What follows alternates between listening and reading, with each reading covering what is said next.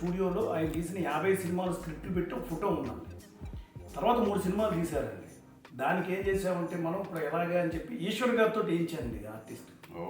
వారు వేయించి అవును సార్, ఆయన వేసిన లాస్ట్ అది ఇది ఎంత కూడా పెయింటింగ్ అండి, వారితో వేయించాను సార్. ఇది వారిని అడిగి ఈ స్క్రిప్ట్ పేర్లు ఇచ్చి చేతితోటి మీరు వేయాలండి అని చెప్పేసి.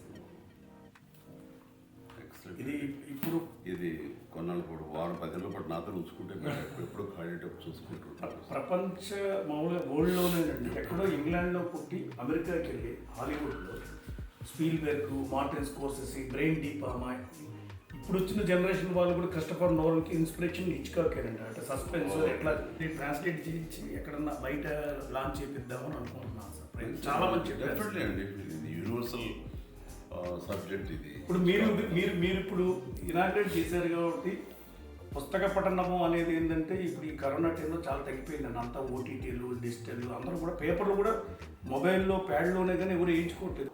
వెరీ గుడ్ అండి, very happy. Thank you sir. Please sir, please sir.